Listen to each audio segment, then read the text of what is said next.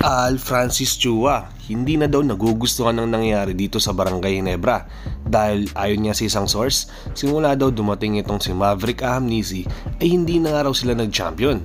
Kaya magkakaroon nga raw ng 3-team trade sa TNT at Terra Firma, kabilang na nga dyan ng Barangay Ginebra.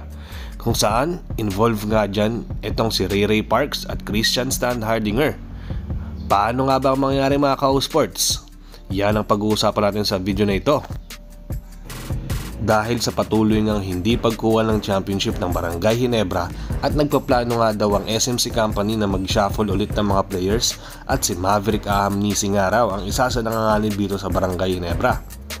Na kung saan may involve nga daw dito ang TNT Tropang Giga at ang Terra Firma Jeep. Simulan natin dito kay Ahamnisi mga ka-sports. May mga nakakapansin na nga daw kasi na simula nga raw nung nalipat nga itong si Ahamnisi dito sa Barangay Ginebra ay parang nagkamalas-malas na nga raw sila dito sa team nila.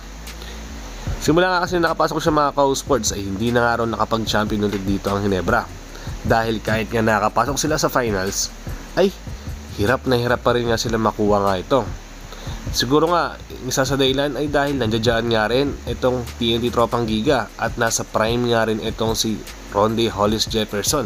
Kaya nga hirap nga rin silang makakuha ulit or makasungkit dito ng championship.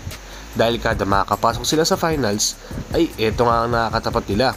Nagiging tribal na nga nito ng Barangay Ginebra. 3 beses na nga silang nag-attempt pero hindi nga rin sila nakakuha at napipigilan sila lagi dito ni RHJ.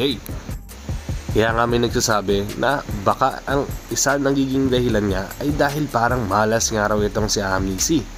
Ito ay ayon lamang sa isang rumors mga ka-sports, nililinaw ko lang.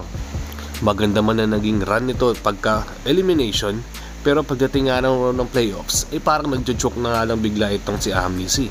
Katulad nga na nangyaring dito lalo na sa finals kung saan crucial na dapat nga siya nagparamdam ay parang hindi nga siya napapakinabangan or parang nandoon yung kinakabahan niya itong si Ahamnisi. Kaya nga lagi-lagi nga nagagalit itong si Al Francis Chua dito, especially nung crucial nga nung game 7. Ang dami ang turnovers doon mga ka-sports, kaya hindi nga maiwasang madismayan ni Al Francis Chua sa nakikita niya. At dahil nga parang napapansin na nga ito ni Chua, umaaksyon na nga raw siya agad mga ka-sports. Nagpaplano nga raw ng 3-team trade itong si Boss Al. Alam nyo naman na makapangyarihan nga yun si Al Francis Chua mga ka-sports, na kung saan kapag kami napapansin nga siya ay gagalaw nga agad yan kapag hindi niya nga nagugustuhan ang nangyari, lalo na dito sa Barangay Ginebra. Ang mangyari kasi sa 3-team trade mga ka-sports ay ganito. Ahamnisi from Barangay Ginebra, pupunta nga siya dito sa TNT Tropang Giga or sa Terra Firma. Tapos ang Terra Firma naman ay iti-trade nga itong si Sistan papuntang TNT. Tapos itong si Ray Parks na hanggang ngayon nga ay nasa Japan pa, pero dahil nga nanganganib na rin ang spot niya dito sa Japan B-League ay mapupunta naman siya sa dream niyang koponan na Barangay Ginebra. Bali ang mangyayari, Ahamnisi to Terra Firma, Sistan to TNT at Ray Parks to Barangay Ginebra. Nililinaw ko lang, ito ay ayon pa lang sa isang rumors mga ka-sports kung sakasakali magiging blockbuster trade nga ito, dahil ito nga rin yung magiging comeback nga ni Ray Parks dito sa PBA. Sa mga hindi nga nakakaalam, nasa TNT pa rin kasi ang rights niya. So kahit nga matrade nga siya ay dapat kailangan ka pa rin nga na manggaling nga dito sa TNT. So kailangan nga manggagaling pa rin talaga sa kanila yan. Tapos itong sa Terra Firma naman, nasa kanila rin ang rights nga ni Sistan. Kaya nga kapag nagbalik nga siya ay nasa Terra Firma pa rin talaga siya. Alam naman ng karamihan na gusto pa nga rin maglaro nga ni Sistan at nasa prime pa rin naman niya ito. So madami pa rin ang nanghihinayang nga dito sa skills nga niya. Tapos ngayon nangangailangan pa nga rin ng isang big man dito ang katropa. So parang ang mangyayari, mas lalakas pa nga sila sa lineup nila kung sakaling matuloy nga itong rumors na ito mga ka-sports. Tapos idagdag pa nga natin dyan itong si Ray Parks. Sa mga hindi nga nakakalam mga ka-sports, may mga kumakalat na rin kasi ngayon dito sa Japan B-League na magiging open na nga rin sila na magpapasok ng ibang Asian import. At mas prefer na nga nila yung mga mas matatangkad. Kaya nga nanganganib na rin yung mga spot nga ng ibang Filipino players doon. Dahil marami nga sa China na mas matangkad at mas skilled nga sa kanila. Willing na nga raw ang Japan, bilig na mag-invest pa ng mas malaking sahod para nga makukuha nga sila ng mas kalidad at mas matatangkad na players. Kaya magiging malaking problema nga ito pagdating nga dito sa mga players nga na naglalaro sa Japan B-League.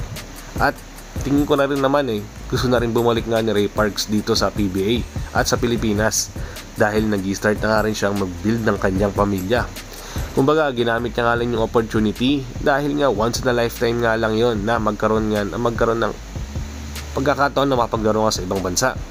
At ito na rin yung right time na bumalik na siya sa Pilipinas at maglaro nga sa PBA, lalong-lalo na sa dream team niyang Barangay Ginebra. Pero kung kayo ang tatanungin mga ka-sports, pabor ba kayo na matrade na nga itong si Maverick Amnesia sa ibang koponan? Or dapat mag-stay pa rin siya dito sa Barangay Ginebra at bigyan pa rin siya ng chance ng management? Mag-comment lang kayo sa baba.